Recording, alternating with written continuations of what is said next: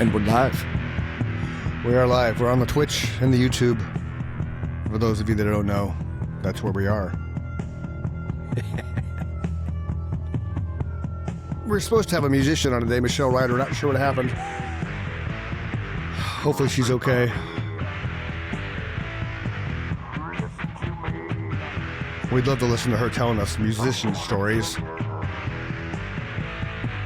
We'll have to tell our own.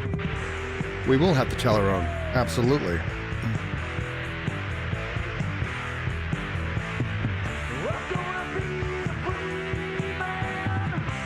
I'm going to fight until the end.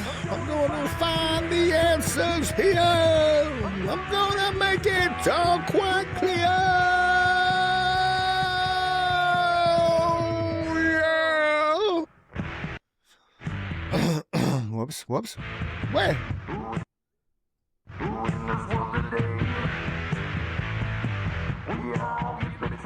And the band played on. And the band played on, man.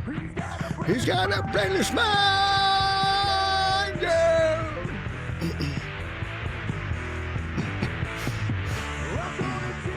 This would have been a perfect song when I get to the chorus. Have the crowd sing it back. The little glitch that happens there, I don't get it. It might be in the original recording. Yeah. All right, that's enough of that, boys and girls. Chris and Mike show here with Chris and Mike, and we're live on Twitch and the YouTube. That poor song has been mixed down and recreated and salvaged more times than you can imagine, and it was just a demo to begin with, so it still sounds pretty good for what it is. It still sounds fantastic for what it is, absolutely. That was never a professionally recorded song, ladies and gentlemen. That was done in my apartment and an attachment to a double-wide trailer. Not even the double-wide trailer itself. Right. A room built onto the side of it. Right, and I recorded those lyrics or the vocals in the bathroom of my apartment. Right. Yeah, I remember that like it was yesterday, man. That was a blast. Yeah. Good times. So Mike does this thing during the week. He'll go and he'll screenshot stuff for conversations. Usually we can't get to those because we have guests all the time. So it's kind of nice. Be fun to do this. Yeah, so it's kind of nice every now and then when we have a mishap or a cancellation last minute, or, again, Michelle Ryder was supposed to come on. Hopefully she's okay because she was super pumped to join the show. So obviously, life happens sometimes and it is what it is. So if you can hear us or see us, Michelle, I sent you the link. So just jump on in anytime. If not, then I'll continue poking the bear to see if we can get you back scheduled because, we like talking to magicians. Yes, we do. Mike, if you know us, which you do because you listen to us, we like watching football, and Mike gambles and dabbles in that, so for those of you that are Bears and or Packers fans, Mike has this thing that he shared that it's breaking news. The NFL is cooperating with a federal investigation over potential match fixing by the Packers. So the play, in particular, what's raising red flags, a total of $1.1 billion was on the Packers money line, which is a record amount for the NFL.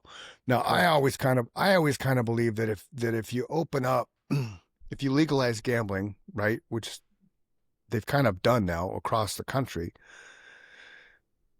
that it turns into the Pete Rose scenario and the what was the White Sox team? 8 Men Out was the movie. Yeah, they called them the Black Sox. The Black Sox, right? But that was the players, right? Because I don't remember 8 Men Out specifically, but I remember Joe Jackson was in it, right? She was Joe Jackson. Yep. Yeah. They threw the series. Right. They threw the series and they were banned from baseball for life and all that kind of jazz. Kind of like when P. Rose got caught gambling on betting on the Reds. Was it the Reds at the time or was it the Phillies? He was the manager of the Reds, but he was never found to have been betting on his own team. Gotcha. But he was still betting, which they cried foul on, which once they legalized gambling in the NFL, I kind of, and even baseball for that part, I kind of thought that was hypocritical because especially going into Vegas. Not kind of. It was so it was the definition of hypocritical. Yeah.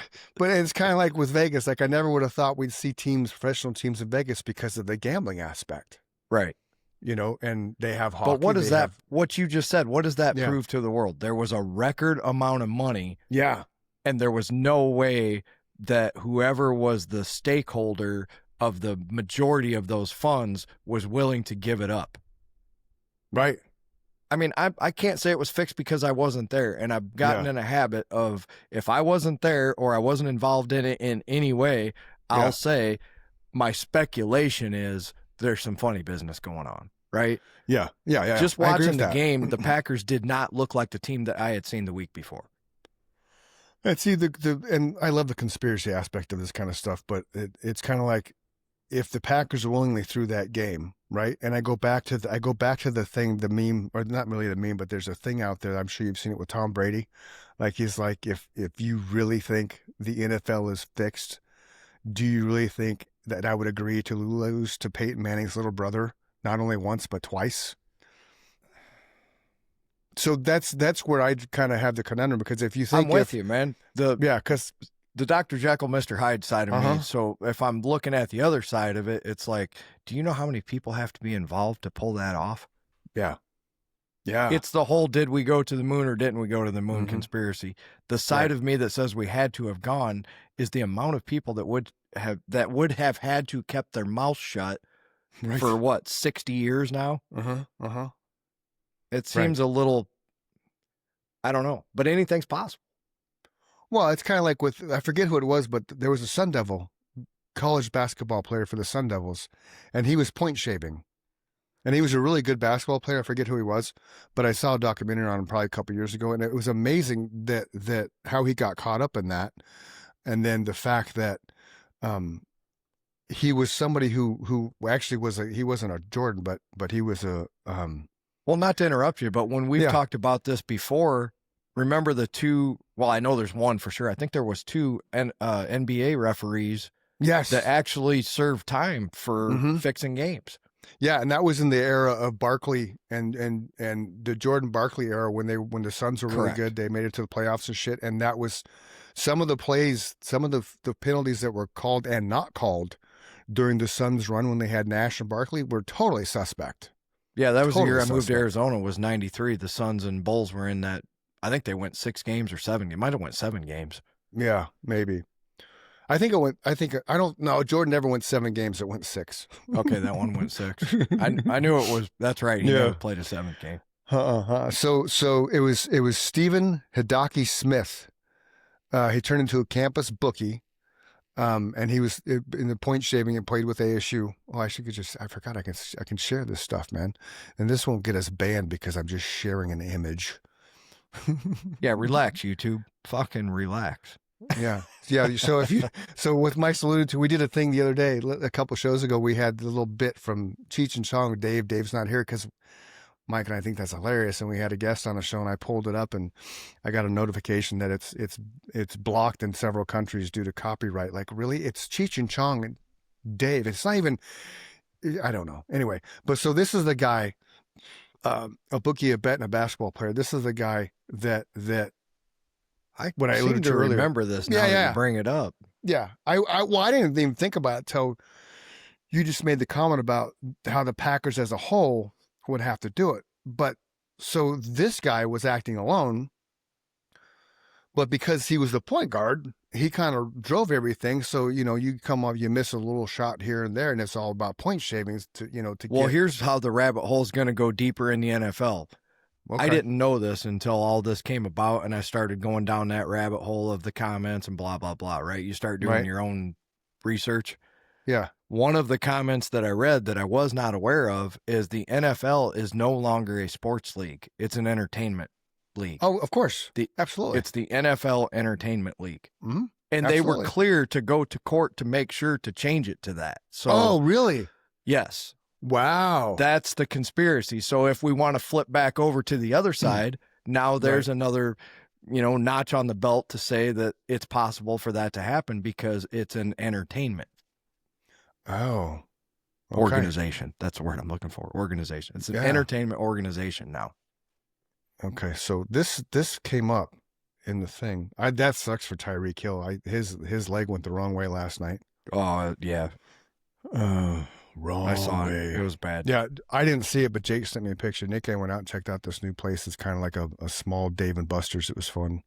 I picked both winners last night. Nice. You know what sucks, dude? I like that Broncos team. Yeah, well, this is my guy, Jamar Chase, right? Like, I like Jamar too. But since Burrow went down, dude, I lost the game. I lost my fantasy game. Well, that quarterback they got sucks, dude. He's a telegrapher like there's no tomorrow. Yeah, Chase had two catches, and I got 4.5 points off him. Like, come on, dude. Okay, I don't know where that thing is. It's not. It was there, but now it's not there. Yeah, there's the thing that happened. They just dropped it. They dropped it on the 23rd at 4:13 a.m. The Packers are getting investigated by the NFL and feds for potential match fixing. I was hoping to find more in-depth storyline to it. They'll probably pay a fine. It'll be quiet, hush hush and blah blah, and nobody will ever hear about it again. So why are the Bears filing a complaint? Why would they care? Oh, a complaint that NFL Packers committed. Oh, that's really stupid. Stop being crybabies. What happens on the field? Bears file. What was that? They're filing a complaint. They're filing a complaint against the Packers with NFL that the Packers committed a penalty on the game-ending field goal block. Oh, Jesus. They're not going to change the outcome of the game. Like, no. Oh, that's hilarious. Just that, right? It's just stupid. I would play it, but we'll get banned from NFL then. But there it is. Let's see. Let's see. It's kind of loud. Kick the ball. And it's blocked. Oh my goodness! The Packers block it, and they're gonna win. So we won't get in trouble for that because it only went 12 seconds. I've learned when I was doing Good News Arizona, I learned that I wouldn't get in trouble if any soundbite I did was 13 seconds or less. So That's I did an entire. No, it's true though. I did an entire show one time. I looked it up because I heard that. Yeah, we'll still get in trouble. Okay. Well, I think back when you were doing that, they weren't nearly as adept at picking that stuff up yet. Oh, okay. Yeah, because I did Rogan an entire slipped show through the cracks for a while too. Yeah, I did an entire show with my boom, and I had Alter Bridge. I'd play them for 13 seconds. Every now and then, just Alter Bridge, 13 seconds. Wah! Stop. But also something that you and I are realizing is some bands don't care. Right.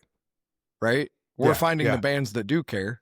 And Tony tried to tell us up front, but he only knew like 3 off the top of his head that don't screw with the Beatles. Oddly enough, don't mess with Bryan Adams. And who was the third one? Jesus. Milli Vanilli. There was 3 right off. Don't screw with Milli Vanilli. Yeah. The original, the original lip syncers, okay, they brought to the forefront what 90% of, older acts now accomplish on stage, and all the Video Music Awards and all the halftime shows. Speaking of halftime shows, Bad Bunny. You heard about that, right? I went to iTunes automatically to see who Bad Bunny was. Yes.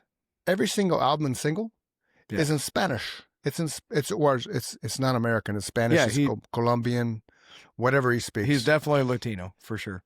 Right. Which I have nothing against Latinos at all. I have nothing against music. Music is music, but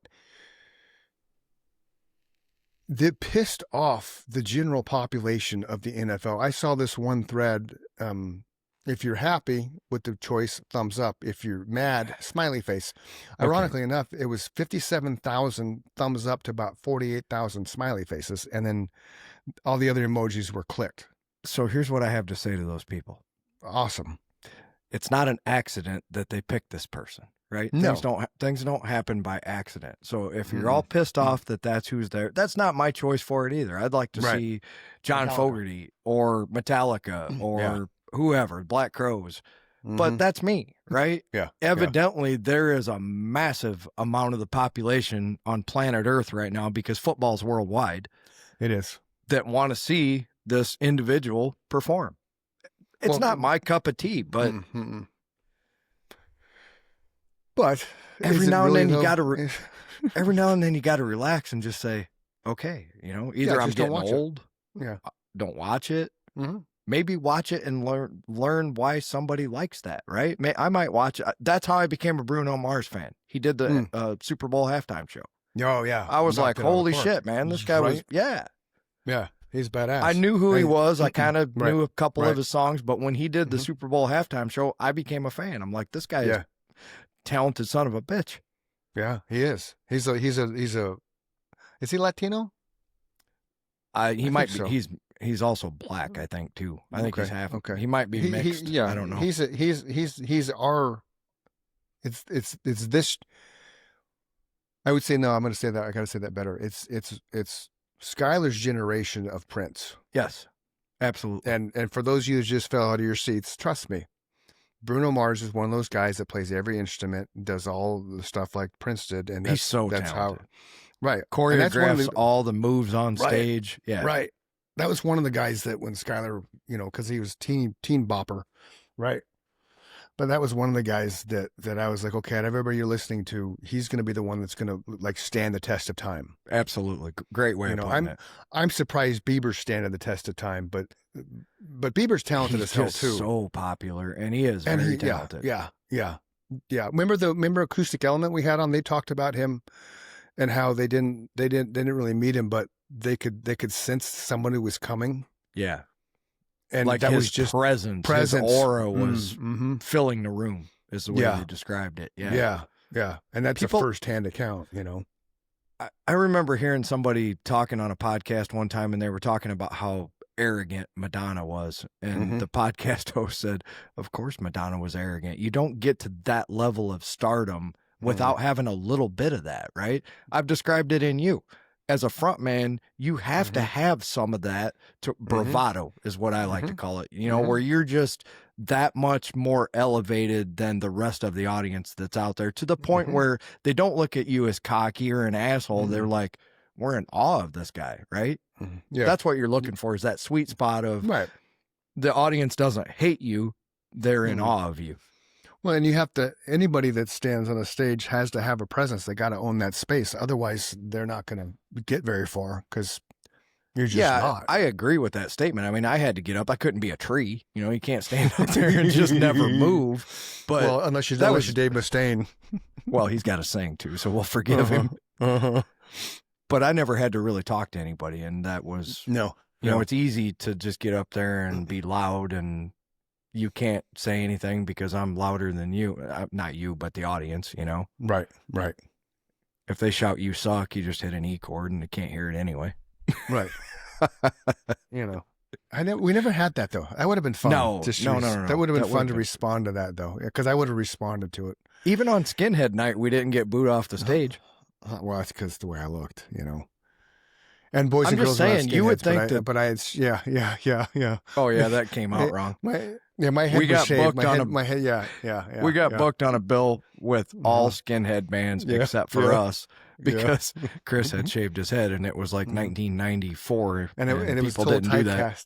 Typecasting. I was typecast. You were. You're just from part the flyer. Me too. Just from the flyer, I was typecast. Our little Nemesis posters, I was typecast. Crazy shit. So I'm going to share the screen here again because we talked about, whoops, I don't want to do that. Where's the screen share? Where's the share button, man? There it is. Yeah. Oh, hello. Screen.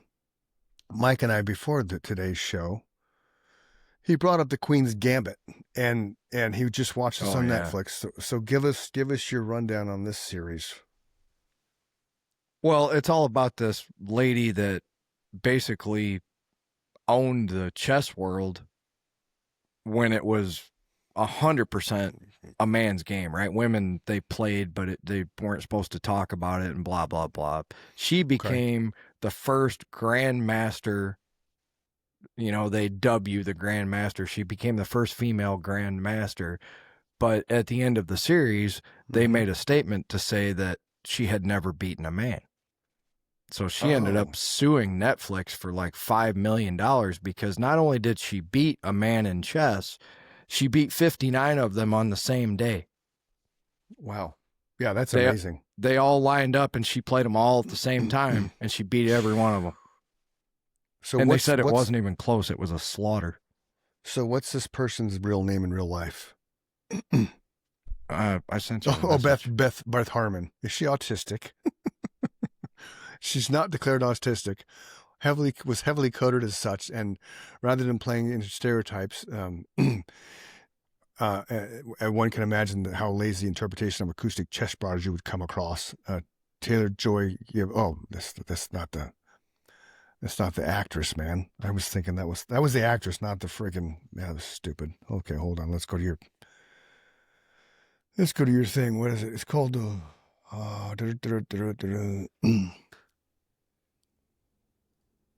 I clicked on a Minecraft one.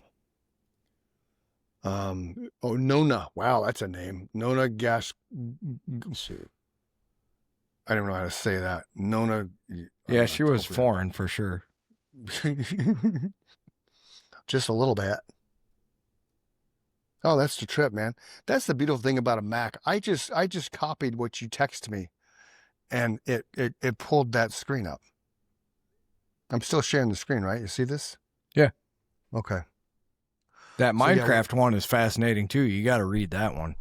Yeah. So what Mike's alluding to, which you probably can't see, in the 17-year-old Georgian chess player, Nona, pulled off the impossible. She faced 59 men simultaneously in a chess expedition and beat them all. At the time, chess was seen as a man's world, but Nona didn't just compete.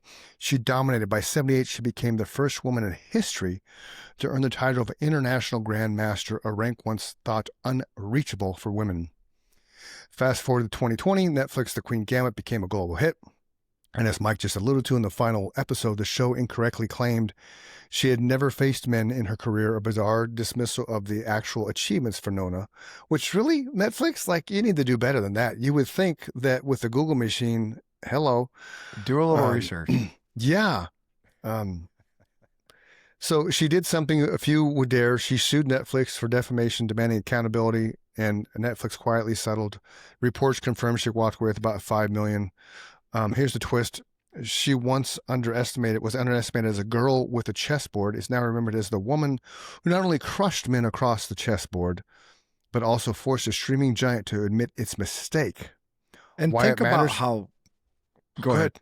No, I was going to say the last thing it says, why it matters is her story proves history isn't just written by winners.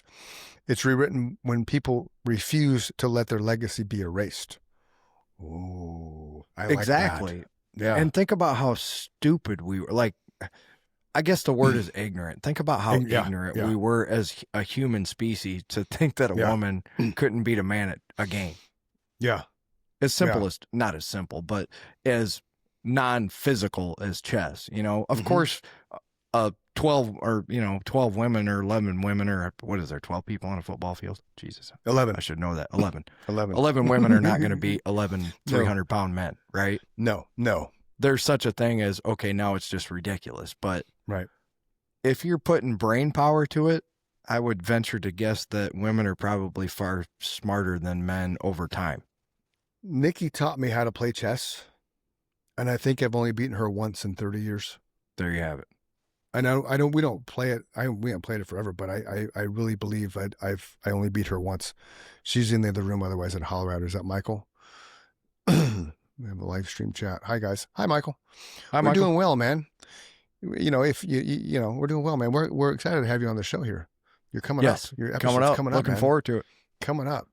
We had another guest scheduled today, but life happens. So now Minecraft. I was telling Michael. This blew me away, dude. Okay.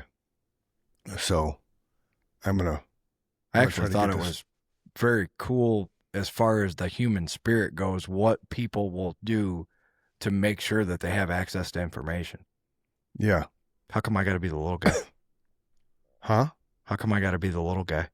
What do you mean? I'm feeling slighted. You're a big screen. And I'm just... no, on mine, I'm tiny. You're the big one on my screen. Oh, I don't cool. know. I don't know why I did that. I wanted to get. I wanted to get this thing. I wanted to pull up the article. So it's a thing called the Uncensored Library. but I'll share the screen again because I like, woohoo. I like, when you share stuff. But so this is where Michael sent me a thing. It's called the Uncensored Library. There's an article about Minecraft on here. I thought this was so cool, man. So the Uncensored Library, World to Home. What was it that you sent me? It said it's one of the most creative digital responses to global censorship built inside Minecraft by Reporters Without Borders in collaboration with Blockworks, Media Monks, and the DDB. The library was launched in 2020 as a way to bypass media restrictions in countries to where journalism is lightly controlled. Gotcha. So that's what this is for then. yes. According to Minecraft and Dizine, the structure is a grand neoclassical style virtual building with elaborate halls dedicated to different nations, each containing articles, journals, and press freedom reports that are banned or censored in their home countries. Wow. Okay. So this is the building. It's a digital building. That's legit, dude. We're going to enter it. Cool? That is really cool. Let's enter it and see what happens. There we go. We're in the Uncensored Library. I never did this. This is awesome. Okay, so I figure why not? Yeah. There's the library. So this is amazing. I just read the article. I didn't go through this. This is cool as hell. So little man watches these things on YouTube. What is it? Benny and okay. Oh, where do you want to go, Mike? What's my options? We have Mexico. Russia. Can you see it? Russia, Vietnam, Mexico, hallway, Egypt, Saudi Arabia, and then gardens 1, 2, and 3. Go to Egypt. Go to the harbor. Go to Egypt? Okay, let's go to Egypt. Check it out. Ooh. Dude, that's cool, man. It's really, now let's see if we can do something though. Can we get something? Oh, there you go. Did that pop up? Yep. So it talks about Egypt, the biggest jailers of journalists. Some spend years in detention without being charged or tried.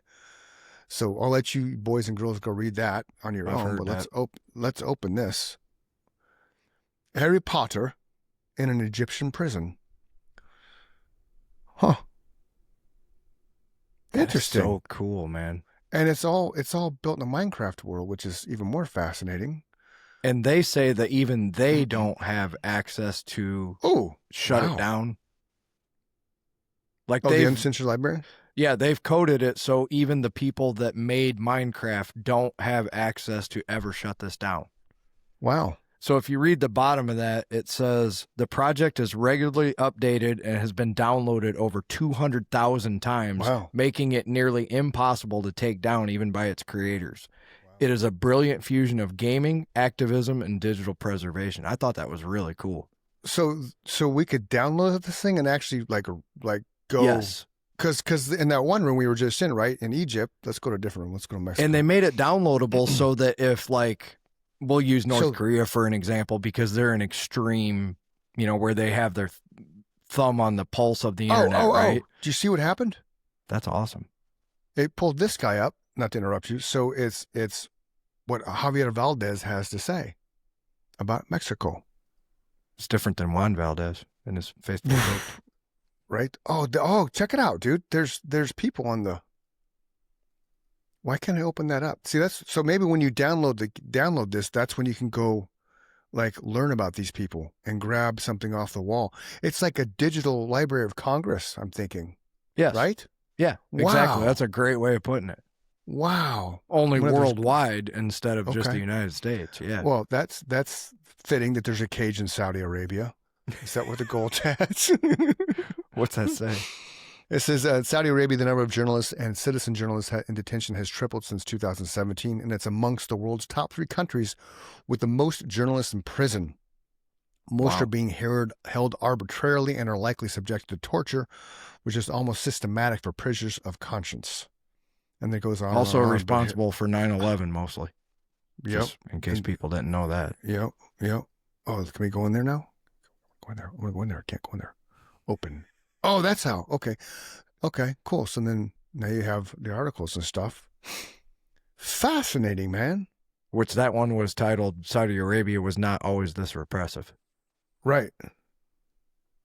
And then you go back to the map. I knew you'd find this fascinating because I did. Yeah. So here we are in Vietnam. Imagine this is the Vietnam War was the war of copy machines. Remember that? Yep. Who had Absolutely. the best copy? Who had the best copy machines? It was also the first real false flag, the Gulf of Tonkin. Oh, the Labyrinth of Truth. That's cool. That is cool, man. Let's go. So there's the menu. Let's go back to the map. I want to go see the garden. What's in the garden? Nothing. It's just a garden. That's it?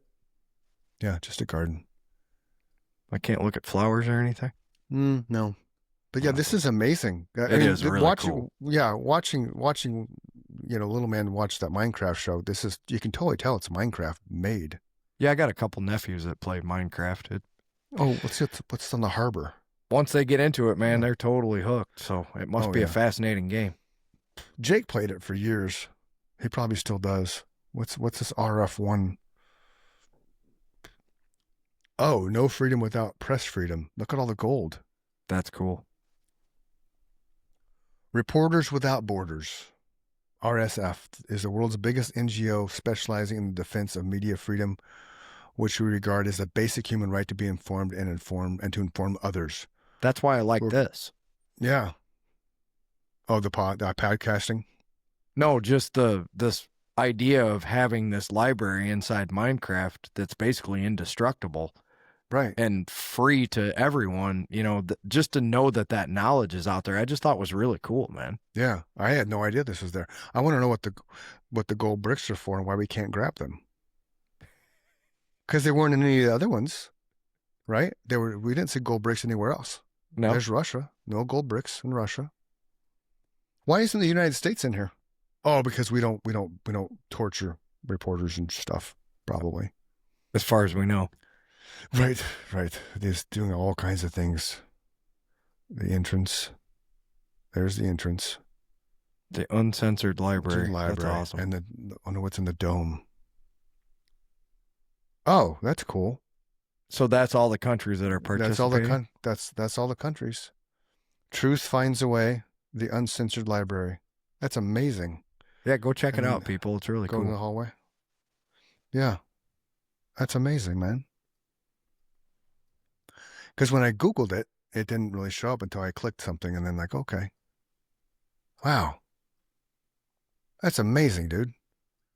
I knew you'd find that fascinating. Michael's with the knowledge. Oh yeah, I got a lot of time on my hands. Now we're back to the show. I sent you a bunch of other stuff. What else? I know. I'm over it right now. I'm over there right now looking at it. Okay, so we got the football thing. I can delete that one. We got the hemp project. THC slows the formation of amyloid plaques. I'm sorry, people. Plaques. I know. THC slows the formation of amyloid plaques by blocking the enzyme in the brain that makes them. These plaques are what kill brain cells and cause Alzheimer's. So we've been watching this documentary about the Gallagher family. I'm sure you heard of them. They're from Chicago, right? Yes, like absolutely. Generations of the Gallaghers. Like they built Chicago, according to the patriarch of the family, Frank. And it's kind of a sad twist with him because all of a sudden now he has alcohol-related dementia, right? And that's because he drank his entire life since he was probably 6-7 years old. So I wonder if that would have helped prevent him from getting Alzheimer's. Not with the amount of alcohol that he consumed. Gotcha. Okay, I gotcha. I think the alcohol is always going to be such a negative that no matter what you do, it's eventually going to kill you at that rate. Gotcha. I just picked up on your joke too, by the way. It took you a minute. I know. I was pretty sure that's what you were talking about in the beginning, but then I thought maybe there's another family called. All right. Nope. He was referring to Shameless, ladies and gentlemen. He's just seeing if I was paying attention.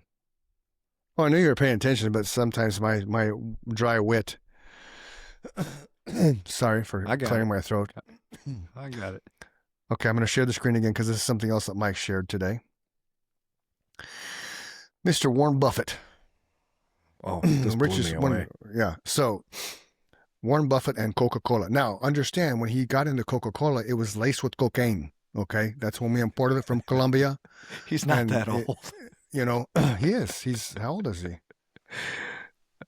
He's old, man. Well, let's see. He let's ask wasn't the old question. enough to have invested in Coca-Cola when it had then. cocaine. Okay, No, but that's funny. so yeah, the first Coca-Cola trade was made in fourth quarter '98. Since then, Warren Buffett's bought shares 10 more times and sold shares on 8 occasions. The stake costed the investor $13.2 billion, netting the investor a gain of 101% so far. What's he get like in He gets dividends? $2 million every 3 months. Day. Wow. Oh, Yeah, a day. No, a day. $2 million so- a day. That's yeah, what it was. so he owns 400 million shares. He purchased 400 million shares. Well, let me go back to the beginning of it. So the story illustrates the immense power of long-term investing and compounding through Warren Buffett's investment in Coca-Cola. In '98, Buffett's Berkshire Hathaway purchased 400 million shares for $1.3 billion. Today, that position generates $736 million in annual dividends alone, translating to over $2 million per day without selling a single share. The incredible return serves as a powerful testament to his philosophy: identify and own great businesses, exercise patience, and allow compounding to work its magic over decades. And studying him is what Yeah. taught me what I know about investing. So I used to be a speculative investor, what they Yeah. called it, where you're trying to get rich quick. That does not Right. work. I can tell you that No. right now. Right. So I started researching Warren Buffett because I know he came from nothing and now is one of the richest men in the world. And it was Yeah. all, you have to invest in companies that pay you a dividend. That's the golden rule. So every 3 months, they just print money, right? I own Yeah. Ford. Yeah. I own AT&T. I own Caterpillar. Every 3 months, they just keep sending you money, That's which I interesting. reinvest into more shares. But if you wanted Sure. to, you can take that money and run, right? Yeah, Simply for owning the stock, they just keep giving you more money. that's nice of him. I did that That's how with the Apple. rich get richer. I bought Apple before Apple split, and I don't even look at it. I just leave it alone. Here's a funny true. It's not funny, but here's a great true story. In 1994, Duff McKagan just got off the Use Your Illusions, or he was in the middle of the Use Your Illusions tour. Okay. And he had all this money. Like, he had so much money, he said, I didn't know. Like, it just kept rolling in, right? Okay. Everybody wants this problem. Right. But he's like, I knew I had to do something with a large chunk of it so that I didn't just blow it on drugs and alcohol, right? Yeah. So he invested in 3 little startup companies in his hometown of Seattle that were just getting going, fledgling companies. Wow. Starbucks, Microsoft, Mm. and what was the third one? Microsoft, Starbucks. Now let's just talk about the wherewithal And that Google. he could look at that while higher than a kite, probably.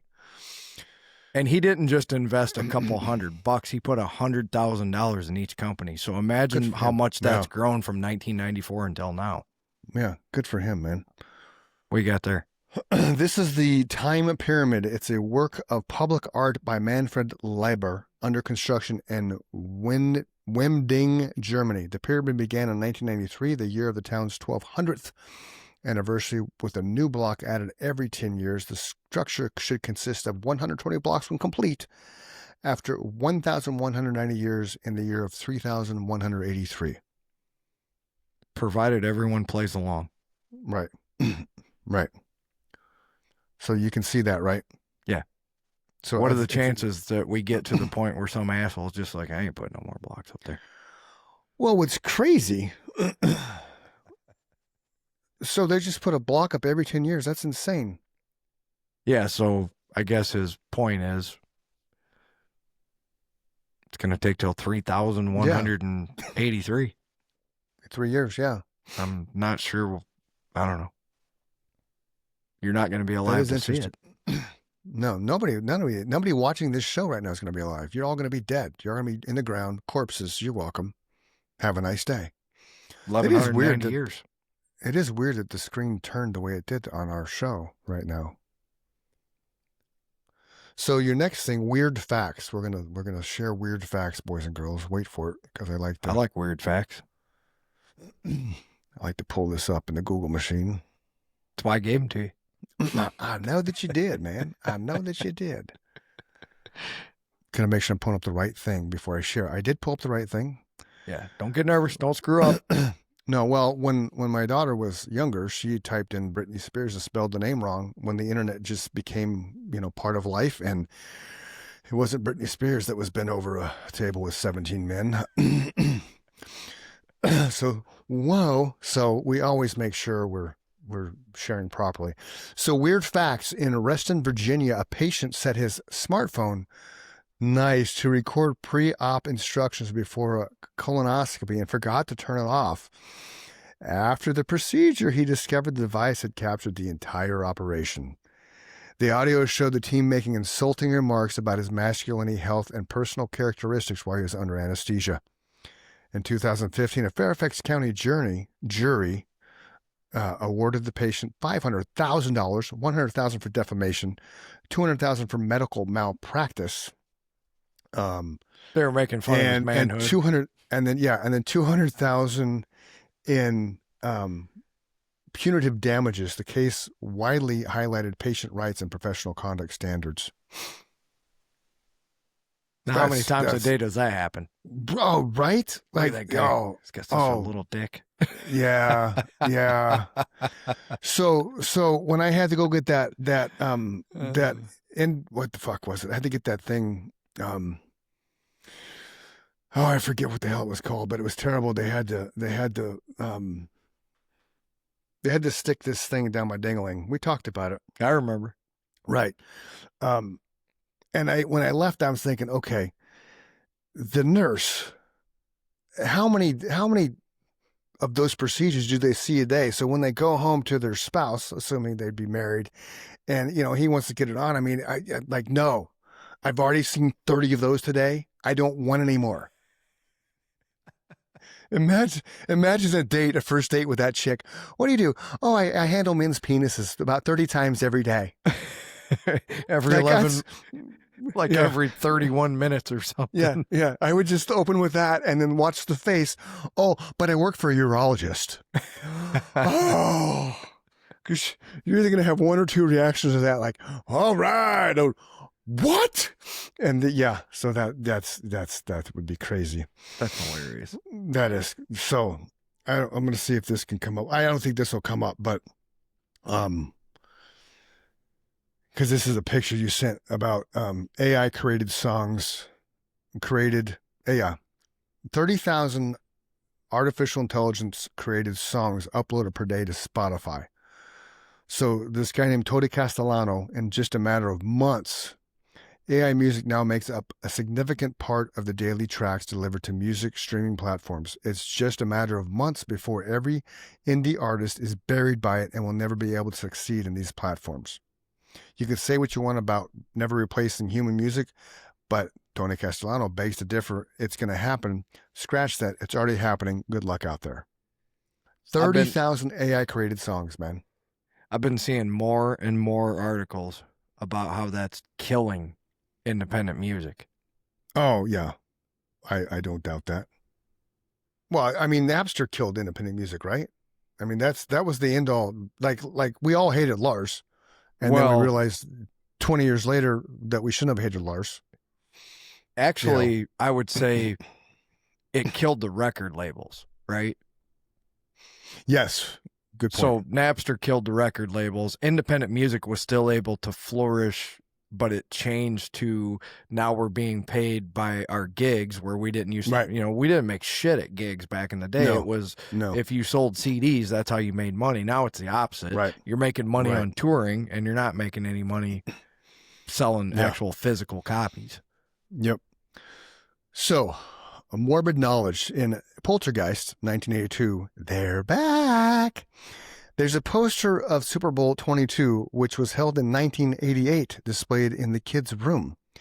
Even more chilling, on the day of that Super Bowl, actress Heather O'Rourke, who had played Carol Ann, suddenly fell ill and tragically passed away just one day later. That's a little freaky. Yeah, slightly. It's a little freaky. I wonder how they did that. Well, it's kind of, but see, think about that, though. It could have been, was that the actual poster, though, for the Super Bowl? Yeah. Okay. Well, Weird, no, man. I mean, they just made up that poster. It was like years later that the poster was going to happen. Okay. Yeah, that's weird, man. Oh, here's a good one for you, and this actually happened in Arizona. I got to send it to you. Okay. This crazy fucking woman. Okay.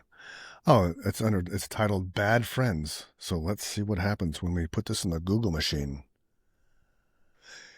Bad friends. Arizona woman. All right. Oh, yes. Do you remember that? I did, because it just became prevalent again for some reason. She's a realtor, which, I don't, get off of there, stupid. Oh, you did not do that. You did not do that. Stop it. Okay. Arizona woman sends, oh, maybe this wasn't, I thought it was a realtor that did it, but yeah. Arizona woman sent 159,000 texts to a man, to man. Is that man? Like plural? No, because it wasn't men.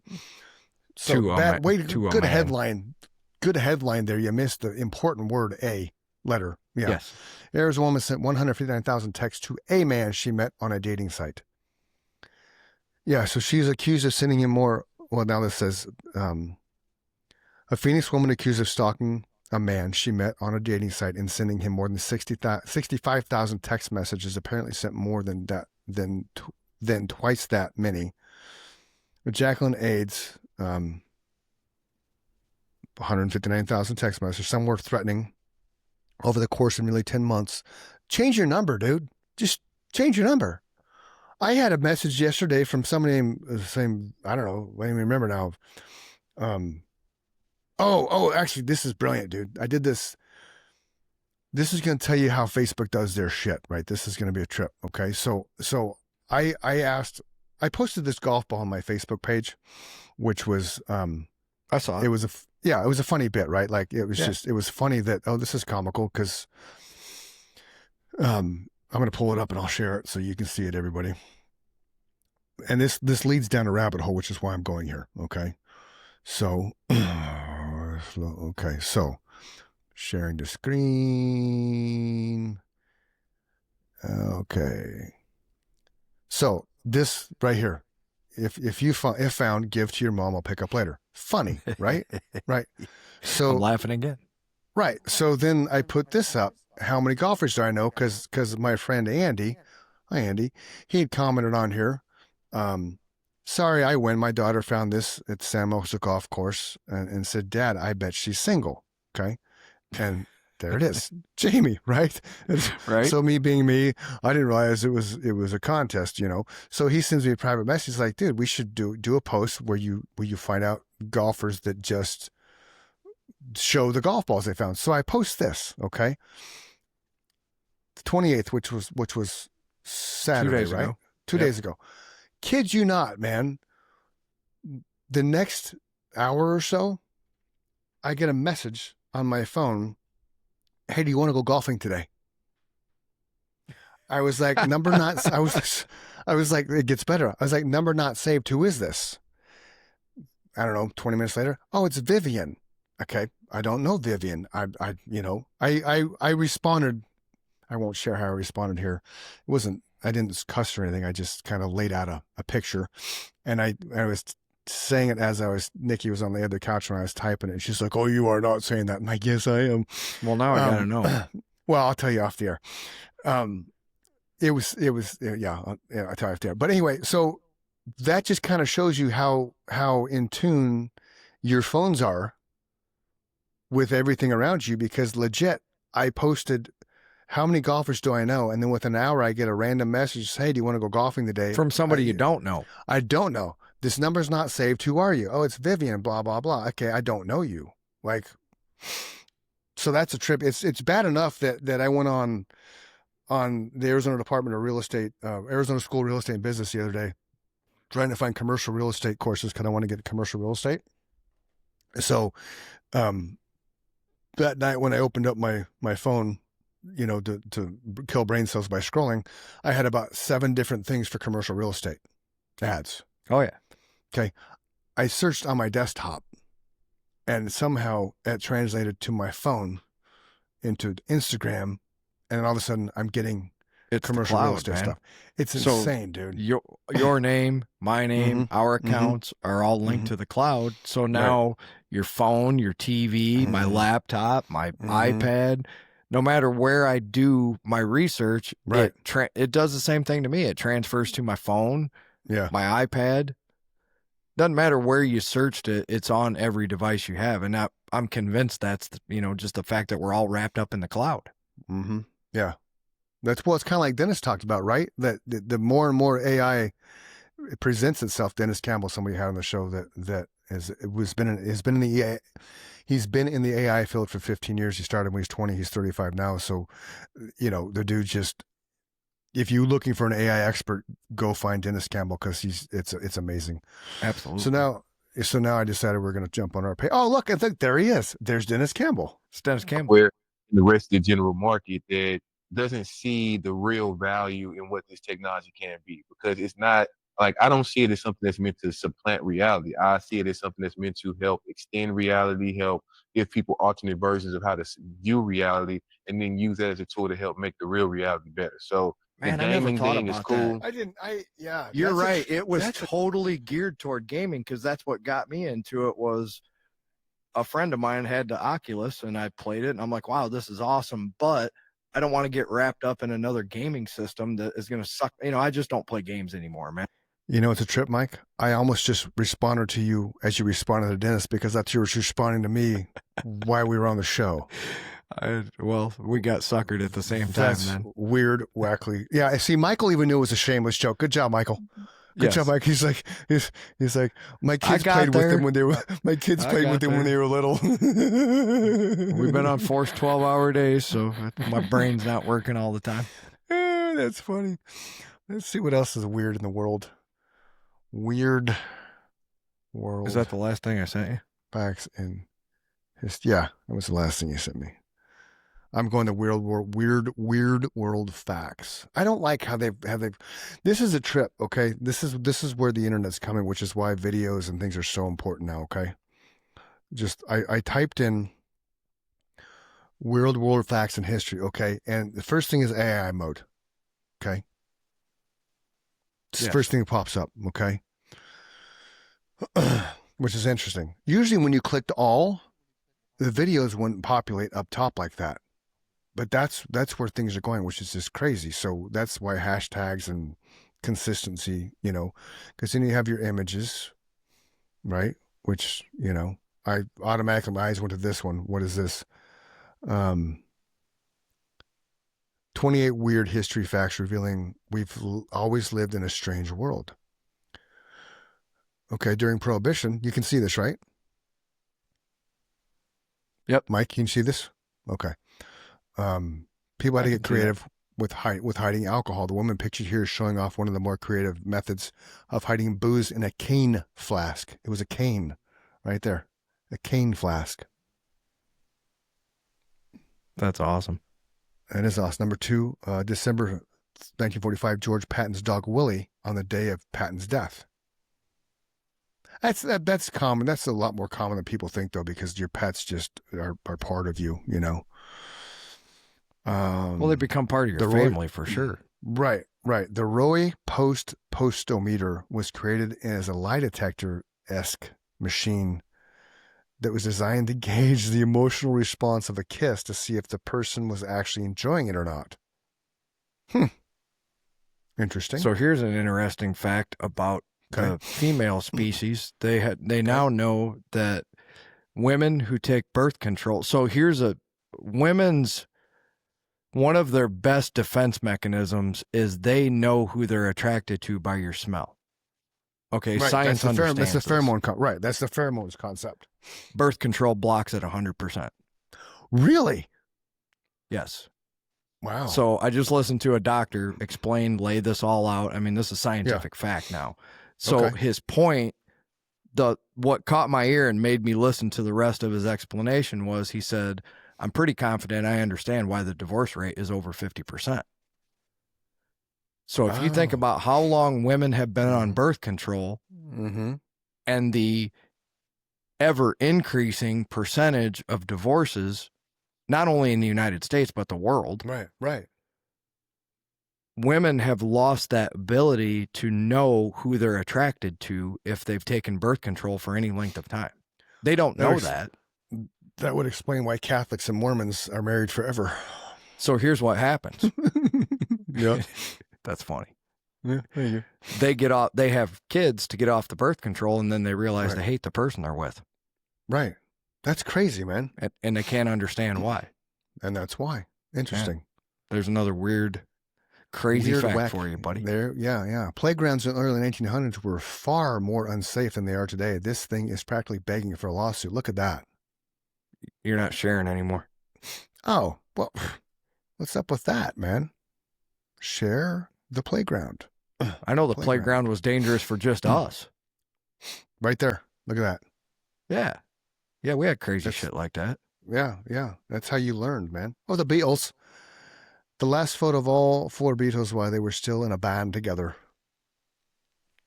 What year? August 22nd, 1969. And we've talked about it before, the wealthiest Beatle, Ringo Starr. Yeah. Well, he never... Because what he did with his money. He invested it all. Yeah. He definitely didn't blow his dough.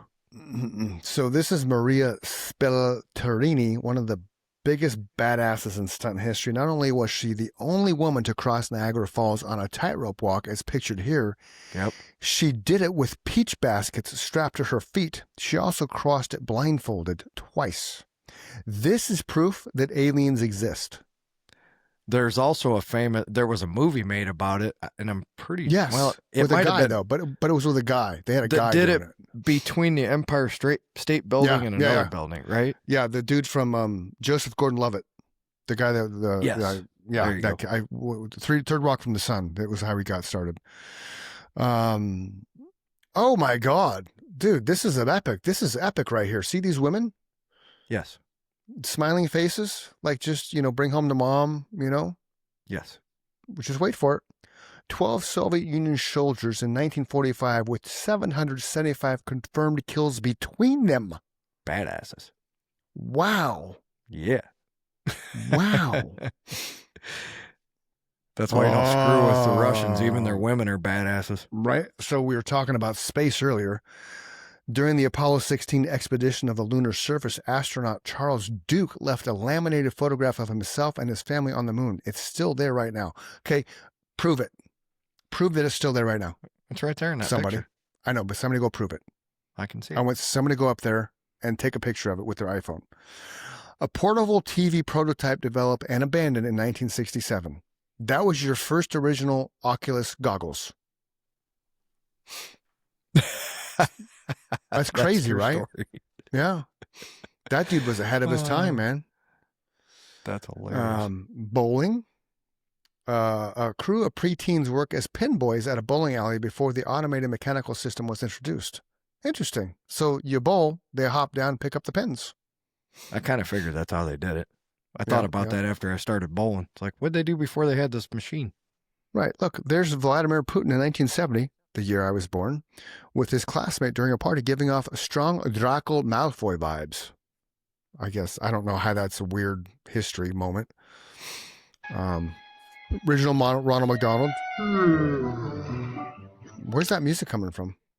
Must be the video. I don't know. It's probably the advertisement next to it. Oh, okay. Yeah, that's your original Ronald McDonald. Sweet dreams, give kids. A couple more facts. I'll be right back. Okay. In 1959, Fidel Castro lays a wreath at the foot of the Lincoln Memorial. Interesting. December 5th, 1933, the night prohibition ended, and they're all in bars drinking. So were they in the bar drinking before prohibition ended, or just drinking there because they knew prohibition was going to end, or didn't care, they were drinking regardless? I'm going to say didn't care, they're drinking regardless. The hell of Serra Peluda gold mine in Brazil, circa 1980. As the largest open-air gold mine in the world, it attracted the most desperate and violent miners hoping for their share of fortune. Look at all those people. That's insane. And that's 1980. Like, that's not that long ago. I was 10. Why is it in black and white? Doesn't make sense. 1887, a group of drunken university students in Leiden, the Netherlands, who just happened to bump into famed portrait photographer Israel David Keek. I don't know who that is, so pardon my ignorance. 1950, children being treated in a multi-person iron lung before the invention of the polio vaccine. I don't think that would be a fun day. I'm not really sure what the iron lung is, but that doesn't look very comfortable. Oh, shit. That's what people lived in when they had polio, right? Yeah, the iron lung, man. Yeah. That's so your weird. head stuck out of it, and then Yeah. I've seen those, like on That's history insane. documentaries. Yeah. It's Some dude insane. lived in one of those for years and years. Yeah. That'd be Yeah. awful. It would be. Murderous Mary, a circus elephant who killed her trainer, shamefully being hung from an industrial crane in Kingsport, Tennessee. They hung on elephant. That's awful. Well, just, For it's being not an her animal. fault that right, and you put her in captive, Exactly. Assholes. 84, a rare photo capturing North Korean leader Kim Il-sung's massive tumor on the back of his neck during its Look growth. at that fucking thing. All official photos were taken from the left in order to conceal his health problems from the public. Sir? Yeah. Sir? Yeah. I don't think it's a zit. No. 1993, the makers of London's double-decker buses had to run a demonstration proving they wouldn't tip over that easily. Because I always look at those and think they're going to tip. Me too. That's got to be Ollie, right? I was going to say that's got to be Ollie, right? Just even before I scrolled down, I'm like, that's got to be Ollie. And there it is, 66, overhead shot of Muhammad Ali knocked out Cleveland Williams at the Astrodome in Houston. That's awesome. That's a great shot. Yeah, it is a great shot. Shrek. French restaurant Maurice Tellet. There you go. The visual inspiration for Shrek. That was pretty easy to spot. Yeah. Please enjoy this photo of a woman caught mid-sneeze in the year 1900. Oh, here's an interesting fact for you. Okay. Every 2 minutes, there are more photos taken in present day than all of the 19th century combined. Wow. Oh, because of the smartphones. Yep. That's amazing. Every 2 minutes. So this is a motorcycle, and it looks like it's a cage next to him.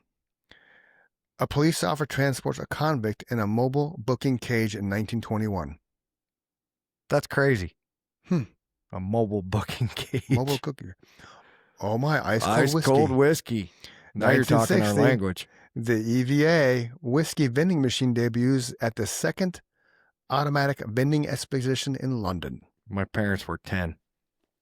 1960. I wasn't even thought of yet. Me neither. My parents were 10. Tilts, the guy's on stilts. This is Sylvain Donan, the man who successfully walked all the way from Paris to Moscow entirely on stilts. It only took him 58 days. But did he sleep in the stilts? Did he walk continuously? Probably not. I don't think you could. 1910, this girl's equipped with perhaps the most advanced pair of artificial legs of the first half of the 20th century. Yeah, and look at him now. Yeah, right? They look pretty legit. The Mona Lisa, after being returned to the Louvre, is that what it is? Louvre. The Louvre, after World War II. The Louvre. That brings out the Trump impersonation. The Louvre, it's great. It's a beautiful place. You must go there. You must see the Mona Lisa. It's going to be huge. You got to see the Mona Lisa. I drew her. I was there at the time. I was the inspiration for the Mona Lisa. It was the greatest painting thing. ever. It's a beautiful thing. It's a beautiful thing. Trust me, I know. I was there. There you go. Oh, what's that? What's this one? My new neighbor has been testing my patience since the day she moved in, but yesterday's interaction took an entitlement to a whole new level. Where is it? Where's the entitlement? I'm looking. You got to read the rest of it. Oh, that's stupid. I don't want to read the rest of it. Well, that's what you got to do. Yeah. They suckered you in, buddy. Yeah. I'm not buying into it, man. Not buying into it. This is an interesting site, though. It's called Cheeseburger. I get most of my stuff from just crazy Facebook pages. That's cool, though. I like that. Go to animal comedy. That's not. How's that comedy? Nothing is by accident. A wrong turn home turns into a rescue mission after a woman comes across an abandoned husky puppy. That's not comedy. There's nothing funny about that. There's no funniness. I'm not laughing. I'm not laughing either. That's stupid, man. Everybody's funny. Now you funny too. Everybody funny. Now you funny too. Why, everybody. What is that from? What I'll is give that you another from? 10 seconds. I know. Hold on. Everybody funny. Now you funny too. I see it. I say, hey man, come over here. I need a place to stay. My old lady. Oh, George Thorogood. George Thorogood. That's why. I knew I'd give you enough. Yep. You spoke it. You didn't sing it. That's that. He's got a good set of music, man. Good songs.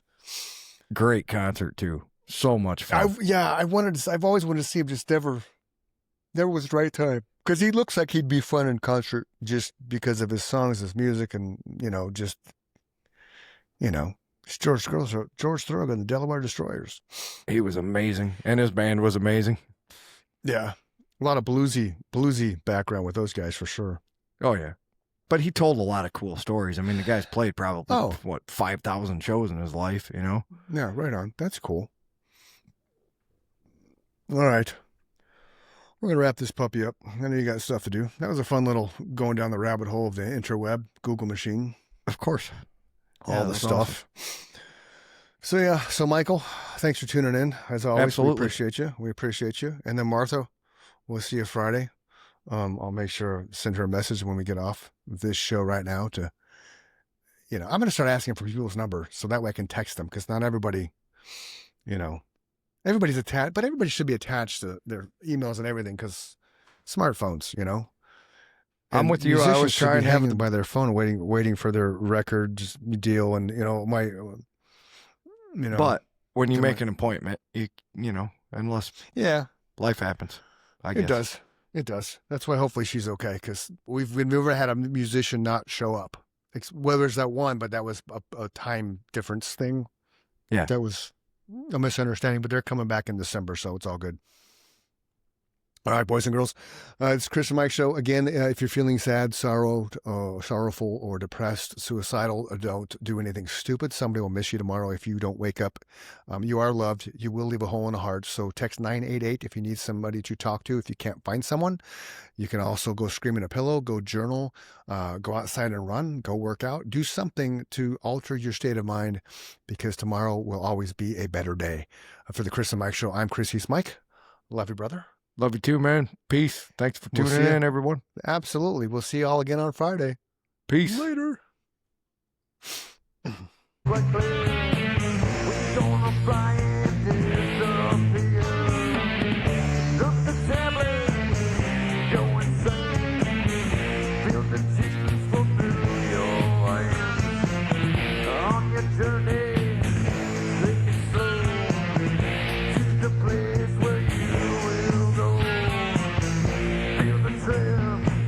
Behind your eyes, feel the sorrow beneath your face.